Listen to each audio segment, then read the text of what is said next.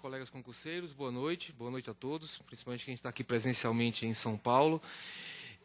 Na nossa última aula, nós quase que concluímos a análise das espécies tributárias existentes no Brasil.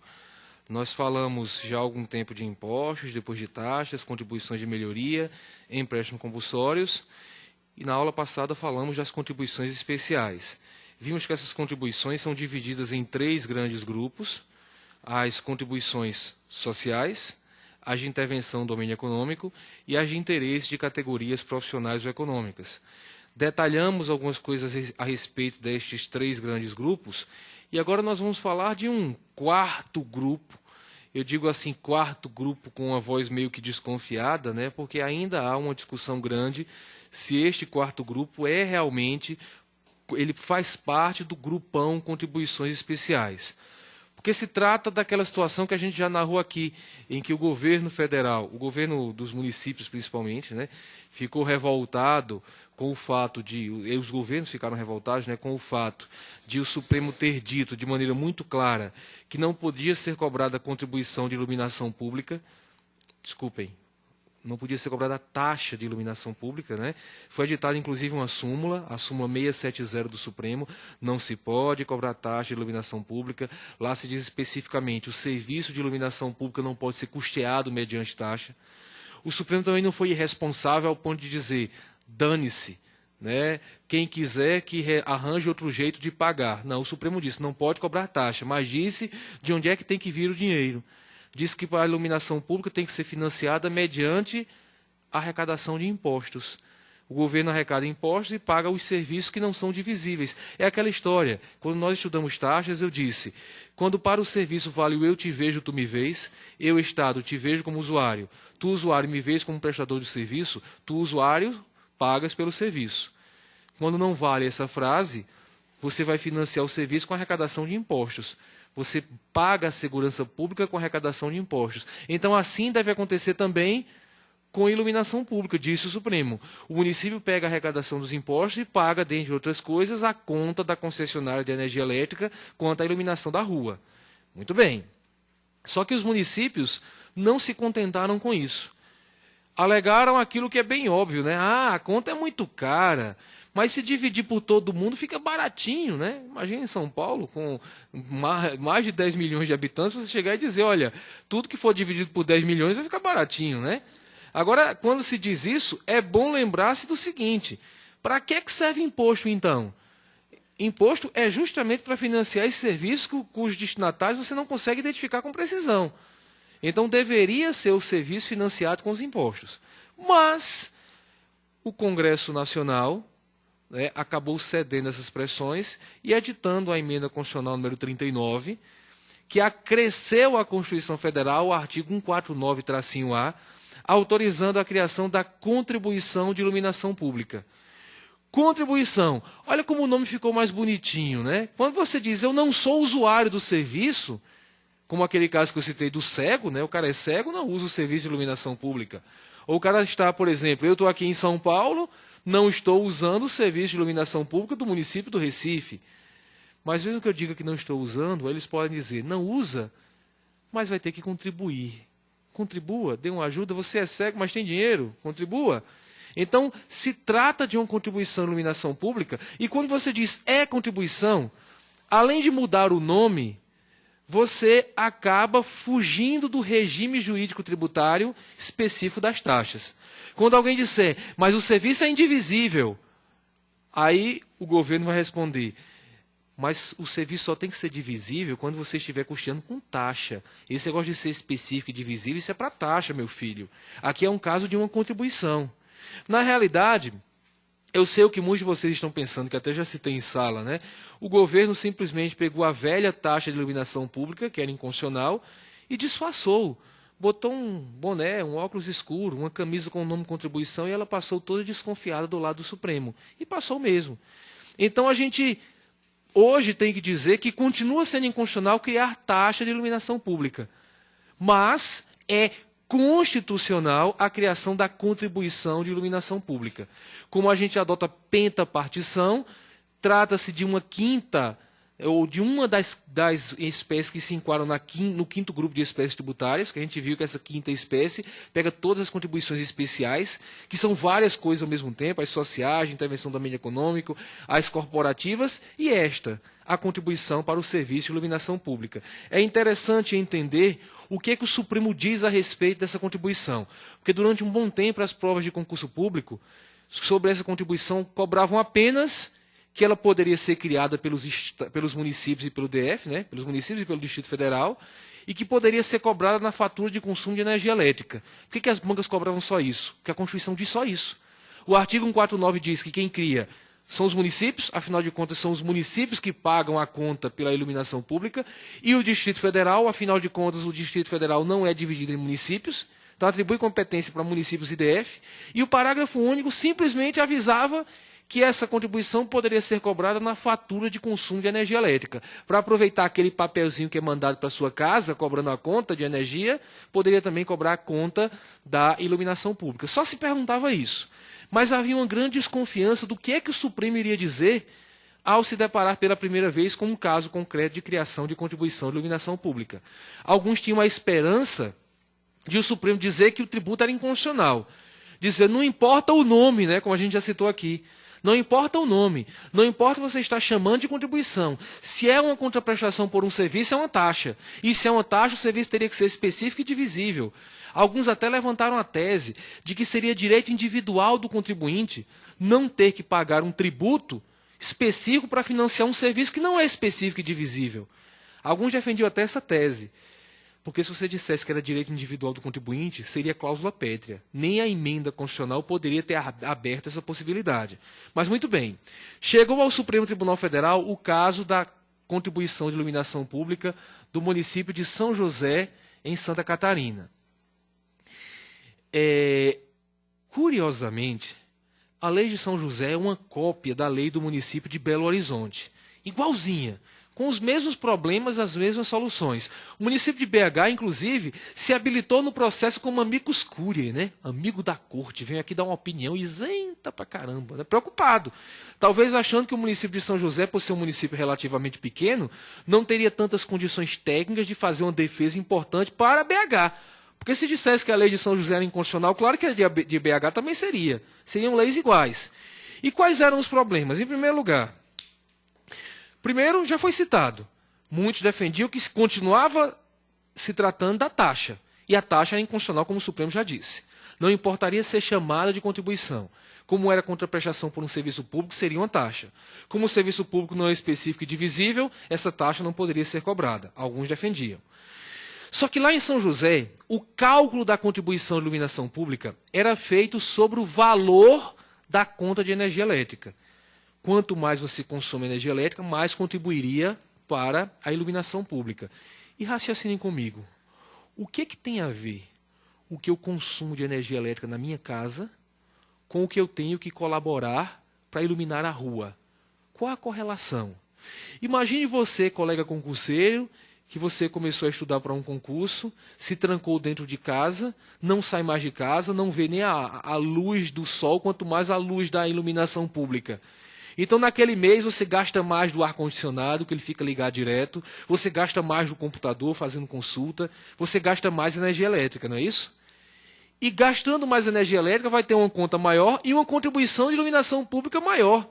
Olha que sacanagem! Justo no mês em que você menos usou a iluminação pública, você vai ter que pagar mais? Só estou citando um exemplo para que vocês percebam que não há correlação entre seu consumo residencial com o que você deve contribuir para iluminar a rua. Muitos diziam isso. E nessa linha de raciocínio mostraram que, na realidade, o fato gerador da contribuição de iluminação pública estava sendo consumir energia elétrica na sua casa. Percebem? Quanto mais eu consumia, mais contribuição eu teria que pagar. Fato gerador praticamente igual do ICMS. Consumir energia elétrica. Por isso que, no judiciário, a ação atacando a cobrança da contribuição de iluminação pública foi uma ação em que se alegou o seguinte. O pessoal disse, olha, essa contribuição é uma taxa. Porque é contraprestação por um serviço. Mas disseram, e se o juiz, se o judiciário entender que não é taxa, então é um imposto. Por que é um imposto? Porque o fato gerador independe da atuação estatal. Porque percebam, se eu digo que você vai pagar proporcionalmente a sua conta de eletricidade, não depende disso aí, você consumir eletricidade e, portanto, ter que pagar, não depende de nenhuma atuação estatal. Você vai ter que pagar só porque consumir eletricidade, então não depende do Estado nem iluminar a rua. Então disseram, é um imposto, fato gerador idêntico ao do ICMS. Comprei energia elétrica, consumi, pago ICMS e pago também contribuição de iluminação pública proporcionalmente a esse consumo. Isso foi dito. Disse também que agredia a isonomia. Por quê? Ora, o que tem a ver eu pagar mais só porque estou usando mais eletricidade? Está agredindo a isonomia, porque pela isonomia cada um tem que pagar pelos serviços de acordo com o que utiliza do serviço. Estão me cobrando, estão me diferenciando, tratando de maneira diferente com base num parâmetro que não é um parâmetro razoável. Que a gente aprende em direito constitucional que diferenciar as pessoas não só é possível, como é obrigatório. Né? Pessoas que estejam em situação diferente devem ser tratadas de maneira diferente. Agora, o que tem que ser analisado é se o critério para diferenciar é razoável. Você pode diferenciar pessoas com base em capacidade contributiva para pagar imposto de renda? Pode e deve. Quem ganha mais, paga mais. Mas você pode diferenciar pessoas quanto ao custeio do serviço de iluminação pública com base no consumo de eletricidade. Muitos dizem que esse parâmetro é um parâmetro que não é razoável. Portanto, haveria inconstitucionalidade. Então chegou ao Supremo esse pepino. Taxa de São José. Desculpem, contribuição de iluminação pública de São José. O pessoal alegando que seria uma taxa e, portanto, uma taxa inconstitucional. Se não fosse taxa, seria um imposto, certo? E também seria um imposto, muitos defendiam, inconstitucional. Agrediria a isonomia, porque o parâmetro para diferenciar a cobrança não era um parâmetro razoável, seu consumo de eletricidade, e, portanto, acatada qualquer uma dessas teses, estaria impedida, estaria obstada a cobrança. Chegou para o Supremo analisar essa matéria.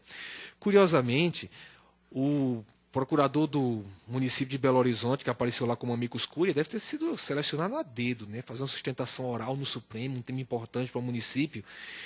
E, claro, certamente esse procurador sabia que o ponto que ele mais deveria bater em cima era mostrar aquilo não é uma taxa. Não é uma taxa. Se ele concordasse que era taxa, ora, ele atrairia a incidência da súmula 670, que diz que taxa de iluminação pública não pode ser cobrada. Mas o que foi curioso foi que na sustentação oral dele, eu assisti esse lá na TV Justiça, né? Na sustentação oral, ele ficava sempre dizendo, essa taxa que nós estamos cobrando é constitucional, por isso e aquilo outro. Essa taxa, essa taxa, essa taxa.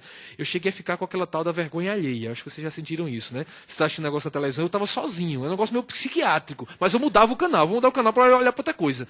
Né? Porque eu estava desesperado, dizendo, meu filho, pare de falar que isso é uma taxa. Depois, quando ele terminou de falar, o ministro Ricardo Lewandowski fez um comentário dizendo o seguinte, o nobre procurador do município de Belo Horizonte cometeu alguns atos falhos. Durante todo o seu discurso, chamou a contribuição de taxa. E essa contribuição não é uma taxa. E o curioso foi que a TV Justiça, enquanto Lewandowski falava isso, ficou filmando o rosto do sujeito. Imagina a situação, o Brasil todo lhe vendo, o nobre procurador, e você olhando para cima e todo mundo vendo que você falou besteira.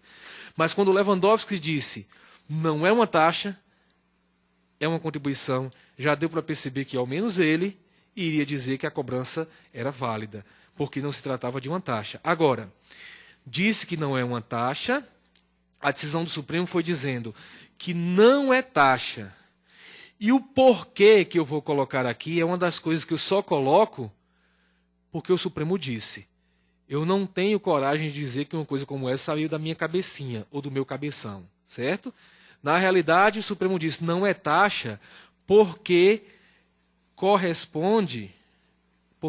não corresponde a uma contraprestação individualizada. Vejam só, não corresponde a uma contraprestação individualizada. Raciocinem comigo. Quando eu disse que o serviço público que pode ser remunerado por taxa é aquele em que vale a frase eu te vejo, tu me vês. Ou seja, eu, Estado, te vejo, contribuinte, como usuário do serviço, e tu, contribuinte, me vês como prestador desse serviço, é porque, na realidade, eu estou dizendo que para cobrar taxa, o serviço tem que ser um serviço para o qual haja uma contraprestação individualizada, né?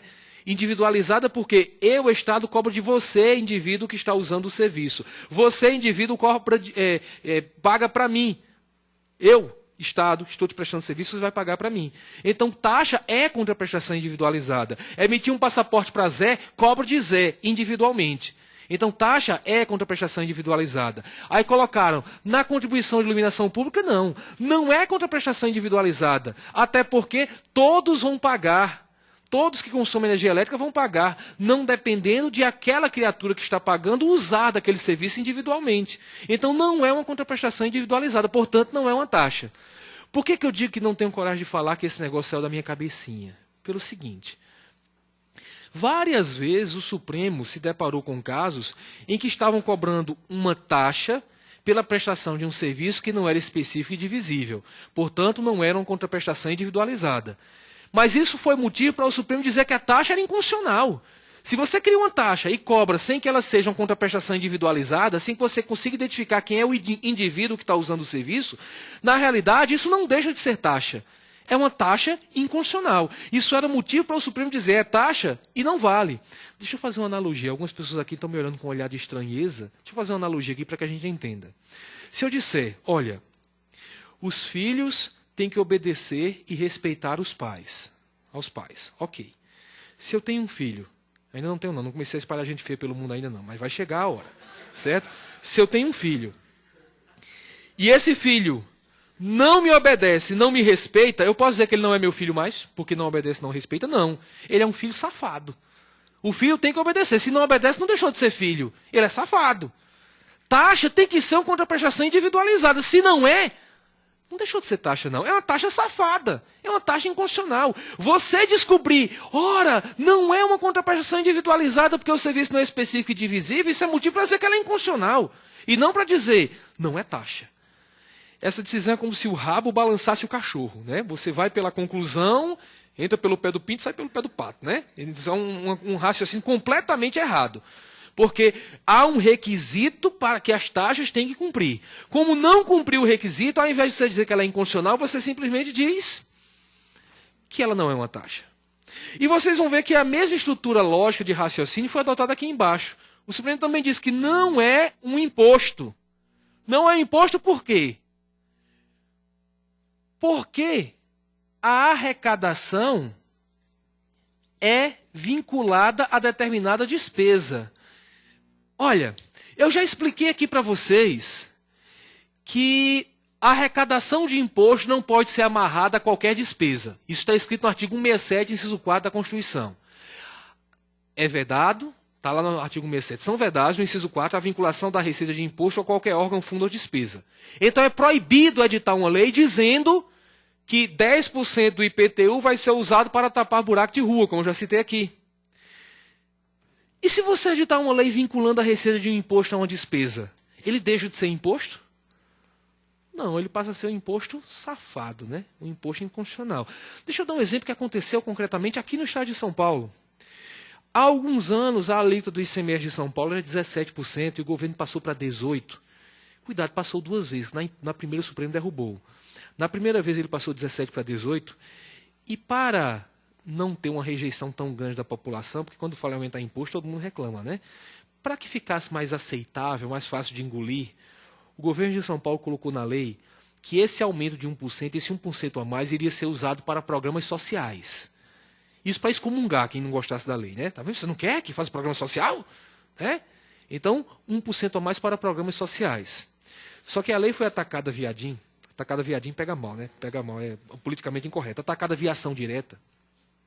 E o Supremo disse claramente que a lei era inconstitucional porque não se pode vincular a receita de imposto a qualquer órgão, fundo ou despesa. Vocês percebem que 1% ficava amarrado a uma despesa? a lei era inconstitucional. Percebam, pelo fato de ter vinculado, o Supremo não disse que deixou de ser imposto. Ele não disse, olha, o ICMS agora não é mais imposto. Claro que ele não iria dizer uma loucura dessa. Pelo fato de ter vinculado, ele disse que era um imposto safado, que era um imposto inconstitucional. Né? Deveria ter dito isso, mas ele não. Já que vinculou, é inconstitucional a vinculação, é inconstitucional o aumento. Disse isso lá. Aqui, ele percebeu que o povo estava alegando, a galera estava alegando que se tratava de um imposto. Por que se tratava de um imposto? Porque era calculado sobre o consumo de energia elétrica. Aí o Supremo olhou, o fato gerador realmente é um fato gerador de imposto. Como é que eu vou dizer que isso não é imposto? Ah, lembrei. Imposto não pode ter a receita vinculada a qualquer órgão, fundo ou despesa. E a contribuição à iluminação pública, a receita fica vinculada, só pode usar para a iluminação pública. Então, como a receita era vinculada, ele disse, não é um imposto. Seria motivo para fazer como fizeram aqui em São Paulo. Dizer, já que vincularam a receita a uma despesa, haveria inconstitucionalidade nessa vinculação. Depois o Estado de São Paulo corrigiu, né? O Supremo declarou inconstitucional, o Estado de São Paulo aumentou o ICMS de novo para 18%, mas não colocou mais na lei essa vinculação. Certo? Então, aqui em São Paulo, o Supremo disse, primeiro, é inconstitucional aumentar a alíquota do ICMS vinculando esse aumento a uma despesa. É inconstitucional porque não se pode vincular a receita de imposto a qualquer órgão, fundo ou despesa. Se ele tivesse raciocinado assim aqui, ele teria dito, olha, como vinculou uma despesa, é um imposto inconstitucional. Mas não, para salvar a contribuição, ele diz, já que vinculou uma despesa, não é imposto. Afinal de contas, imposto não pode ser vinculado a qualquer órgão, fundo ou despesa. Eu estou falando demais, sei, estou falando pra caramba.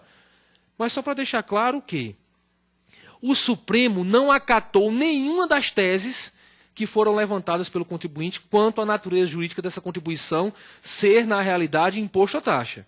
O Supremo disse, não é imposto, não é taxa. E usou uma expressão que ele sempre usa quando ele não sabe o que é uma coisa. Devem lembrar, quando o Supremo não sabe o que é um determinado troço, ele diz que é o quê? É um negócio sui generis, exatamente. Ele disse, então, a contribuição à iluminação pública é um tributo sui generis. Usou essa expressão, tributo sui generis. Não se confundindo com imposto. Por quê? Vocês podem ter que escrever isso em prova, tá? Vocês podem ter certeza que o examinador não vai botar errado no Supremo. Podem escrever. Não é imposto, uma vez que a receita é vinculada a uma despesa. E isso é proibido para imposto. Não é taxa, uma vez que não corresponde a uma contraprestação individualizada. É um tributo sui generis. Diga isso, certeza absoluta que vão lhe dar a pontuação daquele tópico. Certo? Então, é um tributo sui generis. E quanto a essa história de que cobra proporcionalmente a fatura de energia, ao consumo de energia elétrica, o Supremo, em primeiro lugar, disse, o legislador constituinte provavelmente já até imaginava essa cobrança ao colocar na Constituição, o legislador constituinte derivado, né, que a cobrança poderá ser feita na fatura de consumo de energia elétrica. Que raciocinem comigo. Comigo não, com o Supremo. Se eu coloquei que pode cobrar na fatura, é porque provavelmente eu estou imaginando que algum dado da fatura vai ser utilizado. Coloquei que cobra na fatura já imaginando que uma das possibilidades de cálculo era calcular sobre o consumo. Então o Supremo, em primeiro lugar, olha, provavelmente o legislador já pensou nisso, especulou. E disse, cobrar proporcionalmente ao consumo de energia elétrica não é agressão à isonomia, é cumprimento da isonomia. Porque pessoas que consomem mais energia elétrica são pessoas de maior capacidade econômica, via de regra. Porque quem consome mais energia elétrica são pessoas que têm mais eletrodomésticos, que se estressam menos com a conta de energia elétrica e que, portanto, têm mais condições de contribuir. Então, mostra uma capacidade contributiva maior. E a gente já falou aqui que, apesar de o princípio da capacidade contributiva ter sido previsto na Constituição só para imposto, nada impede que se aplique também para outras espécies tributárias. Então, em suma, o que eu quero dizer é o seguinte, contribuição à iluminação pública é o quê, pessoal? Vou falar sobre ela escrevendo. É um tributo sui generis. Se forçar o enquadramento é uma das contribuições especiais, mas ela é sui generis. Sui generis é uma coisa que é uma espécie à parte, diferente de tudo que existe. É sui generis. Não é imposto, repito, enchendo a paciência, porque a arrecadação é vinculada à despesa. Não é taxa porque não corresponde a contraprestação individualizada. É tributo sui generis. Agride isonomia? Não, porque você acaba cobrando mais de quem tem maior capacidade contributiva se você adotar essa sistemática de cobrança calculada sobre o valor da conta de energia elétrica. Certo? E, além disso, Provavelmente o legislador constituinte deve ter imaginado a cobrança sobre esse dado, sobre esse valor, quando escreveu na Constituição que a cobrança pode ser feita na fatura de consumo de energia elétrica. Tá? Tudo que eu estou citando aqui, quase 100% eu discordo, mas eu tenho que explanar o que prevalece nas provas de concurso público. Podem dizer que é um tributo sui generis, podem adotar esses posicionamentos que nós comentamos aqui. É a linha de raciocínio que necessariamente a gente vai ter que seguir. Ok? Então, por isso que enquadrei já como outra espécie, enquadrando dentro das contribuições especiais, mas fora daquele regime lá de imposto, taxa, de contribuição de melhoria. Lembrem sempre, taxa de iluminação pública é inconstitucional. Certo? Não se tornou constitucional por conta da emenda. O que foi autorizado foi a criação de uma contribuição de iluminação pública que não se confunde com a taxa. É um tributo sui generis, como disse a nossa Suprema Corte. Com isso, a gente conclui a análise do panorama das espécies tributárias no Brasil. Vocês devem lembrar a sequência que nós estabelecemos até esse momento, que a gente analisou os conceitos iniciais em matéria tributária. Falamos de finalidade da tributação, falamos do conceito de tributo, falamos das espécies tributárias, natureza jurídica do tributo, como detectar qual é a natureza jurídica do tributo. Depois, sabendo que adotamos a pentapartição, passamos a analisar cada uma das espécies. Impostos, taxas, contribuições de melhoria, empréstimos compulsórios e contribuições especiais. Dentro de contribuições especiais, analisamos sociais, de intervenção do domínio econômico, corporativas e a de iluminação pública. Então está traçado o panorama tributário brasileiro. Todo e qualquer tributo vai se enquadrar numa das espécies que nós acabamos de citar. Não citei aqui só exemplos, citei tudo que existe dentro das espécies tributárias no Brasil. Agora, feito esse comentário, vamos passar para um segundo assunto relevante para a gente, depois dos conceitos iniciais, que é a parte relativa às limitações constitucionais ao poder de tributar, que no meu livro equivale ao capítulo 2. Nos livros, em geral, se adota esse título, Limitações ao Poder de Tributar. Alguns autores gostam de chamá-las de princípios constitucionais tributários. É o mesmo assunto, tá? São as limitações ou princípios constitucionais tributários. Na realidade, nós vamos perceber que as limitações estão dentro de dois grandes grupos. Os princípios e as imunidades. Serão analisados um a um. Então, os princípios quanto às imunidades. Lembrando que, tentando agradar as pessoas que estavam tristes com a minha aula, né, eu disponibilizei uma apostila, porque muitos me mandaram e-mail também reclamando do fato de eu falar rápido. Realmente eu falo rápido, é assim mesmo. É uma característica difícil, eu tento até diminuir um pouquinho, mas como eu falo rápido e as pessoas estavam com dificuldade de anotar, teve gente que disse assim: Ricardo, você falou da definição de tributo, eu não consegui anotar. Eu disse: sim, mas eu falei que estava no artigo 16 do CTN. Aí depois a pessoa respondeu pedindo que eu ditasse. Eu digo: olha, quando está no código, eu não vou ditar. Não é porque eu não queira, é porque meu tempo é muito curto já. Né? Se eu for falar tributo, é prestação pecuniária, e a pessoa anotando e eu olhar se está terminando, vai demorar bastante. Então, para diminuir esse problema, eu disponibilizei a apostila, que vocês vão ver que segue exatamente a sequência que estamos seguindo aqui, para que diminua também a necessidade de vocês fazerem anotações. Vocês vão fazer só algumas anotações pontuais, vão ter condições de prestar mais atenção no que o cabeção está falando, certo? As anotações vão ser menores, certo? E os conceitos já estão aí copiados, tá? Então, nessa linha, seguindo aquela mesma sequência, que também vai servir para vocês como programa da primeira parte do curso, nós vamos trabalhar agora em cima das limitações constitucionais ao poder de tributar. E a primeira coisa que eu quero citar é que essas limitações vão aparecer principalmente nos artigos 150 a 152 da Constituição. Grifei na voz principalmente, porque as limitações não se resumem àquelas ali, não. O próprio artigo 150, que começa essa parte de limitações ao poder de tributar, avisa logo o seguinte. Ele diz assim: sem prejuízo de outras garantias asseguradas ao contribuinte, é vedado à União, Estados, DF, municípios. Então ele já avisa que as garantias que vão ser enumeradas existem sem prejuízo de outras. Então não temos ali todas as limitações constitucionais ao poder de tributar. Existem diversas outras em outros capítulos da Constituição. O artigo 5º, tão famoso, estudado lá em Direito Constitucional, tem limitações tributárias. Aquele dispositivo, por exemplo, que diz que pobre no Brasil tem o direito de nascer e morrer de graça. Lindo, né? Tem lá, são gratuitos para os reconhecidamente pobres, o registro civil de nascimento e a certidão de óbito. Olha, você vai obter do cartório a prestação de um serviço sem que haja cobrança do tributo da espécie taxa. É uma limitação constitucional ao poder de tributar. A Fundação Carlos Chagas, de certa feita, fez uma questão que não foi copiada e colada, não. Foi uma questão bastante inteligente, em que pedia que você, exigia que você conhecesse que aquela regra que fala da ação popular na Constituição tem uma imunidade tributária ali no meio, que muitos não enxergam. Qualquer cidadão é parte legítima para propor ação popular que vise a blá, blá, blá, blá, blá, blá, blá, blá, blá, e depois diz, ficando o autor, salvo comprovada má-fé, isento das custas judiciais e do ônus da sucumbência. Custas judiciais nós já falamos que configuram um tributo da espécie taxa. É uma taxa que você paga pelo serviço público específico e divisível da jurisdição. Muito bem. Então, se a Constituição diz que você não vai ter que pagar um tributo, ela está criando uma imunidade, está criando uma limitação constitucional ao poder de tributar. Então, eu poderia citar várias limitações ao poder de tributar fora dos artigos 150 a 152. Existem várias.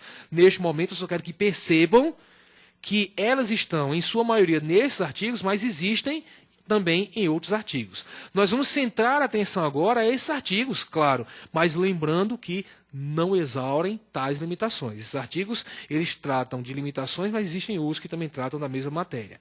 Muito bem. O artigo 150 é o primeiro deles e traz várias limitações que nós vamos perceber que pela jurisprudência do Supremo vão configurar a cláusula pétrea. É outro ponto que a gente tem que analisar antes de entrar no artigo. Por que vão configurar cláusulas pétreas? Porque a maioria dessas limitações configuram garantias individuais do contribuinte. Garantia individual não é cláusula pétrea? Olha para o artigo 150. Ele fala sem prejuízo de outras garantias asseguradas ao contribuinte. Então, se são garantias do contribuinte, vão configurar cláusula pétrea. E isso foi decidido pelo Supremo Tribunal Federal naquela ADIM 939, que eu sempre lembro que é a mais importante decisão tributária da história do Supremo, porque até hoje ela é usada como paradigma para diversos outros casos, desculpem. Então, a ADIM 939, que fala da criação do IPMF. O IPMF que depois se transformou em CPMF, que depois morreu, e que, como Jason vai voltar para nos assustar um dia, certo? Quando foi criado, é bom lembrar, foi criado com I de imposto. Hoje vocês têm condições de saber por que transformaram em contribuições? Por que nós formamos de imposto para contribuição? Porque CPMF, o que foi criado como IPMF, não era para financiar a saúde? Não era isso? E você não pode vincular a receita de um imposto a qualquer órgão, fundo ou despesa. Então, para vincular a saúde, o ideal era criar uma contribuição. Se era uma contribuição para a saúde, é uma contribuição para a Seguridade Social, que a gente já estudou. Então, o CPMF se enquadrava ali dentro. Certo? Então, quando criaram o IPMF, a emenda 3 de 1993 autorizou a criação do IPMF e disse que o IPMF não precisaria obedecer ao princípio da anterioridade. Ou seja, a União criaria o imposto e poderia cobrar de imediato. Não tinha que esperar o outro ano. Anterioridade é uma das limitações que nós vamos estudar. Mas acredito que todo mundo sabe da existência desse princípio. Criou um tributo no ano, só cobra no outro. Aí o IPMF não iria obedecer a isso. O Supremo foi analisar se essa emenda era constitucional ao dizer que o IPMF não teria que obedecer à anterioridade. E a AGU, a Advocacia Gay da União, a Advocacia Geral da União, ela, na sua obrigação de defender a constitucionalidade da lei, a AGU não tem que fazer isso, né? No controle concentrado de constitucionalidade. Então a AGU usou umas teses interessantes. A AGU disse, olha, ninguém está retirando anterioridade de tributo algum. Todos os tributos que obedecem à anterioridade continuam obedecendo. Só que está sendo criado um tributo novo. E esse tributo, como é novo, o legislador constituinte tem o poder de dizer a que princípios obedece e a que princípios não obedece. Dizer qual a formatação inicial desse imposto. Aliás, disse a AGU, não há nenhuma novidade em existirem exceções à anterioridade. Já existem várias. Importação, exportação, IPI, OF, são exceções. Está sendo criada só outra exceção para um tributo que não existia ainda. Então, do mesmo jeito que o legislador constituinte excetuou alguns, nós estamos criando um novo tributo dizendo que ele não obedece a esse princípio. Só que o Supremo percebeu que se você cria mais exceções a uma regra, há uma tendência da regra ser abolida, não é isso? Se a gente aceitar que o governo fique criando exceção, anterioridade, sabe o que é que vai acontecer? Eu vou chegar aqui na sala de aula e dizer, olha, a regra é que o tributo seja cobrado de imediato. A exceção é que se cobra no outro ano. Porque a diferença entre exceção e regra é basicamente a quantidade de casa que se aplica. Se eu disser a regra é essa e se aplica a 5 tributos, e a exceção é essa, se aplica a 100 tributos, aí vocês vão perceber que eu estou louco. O que eu estou chamando de regra é exceção, o que eu estou chamando de exceção é regra. Então, se criar exceções a uma regra pode fazer com que a exceção se transforme em regra, consegue me entender? A exceção passa a ser regra porque passa a ser aplicada a mais casos. Então, criar exceções a uma regra pode fazer com que a regra passe a ser exceção. Ou seja, criar exceção à regra tende a abolir a regra. E a Constituição, ao falar das cláusulas pétreas, proíbe emendas tendentes a abolir certas coisas, e entre elas aparecem os direitos e garantias individuais. Então, não se admite que sejam criadas emendas tendentes a abolir direitos ou garantias individuais. Como anterioridade é uma garantia individual do contribuinte, e a criação de exceção à anterioridade tende a abolir tal garantia, a emenda que criou a exceção foi considerada inconstitucional no Supremo nesse ponto. Certo?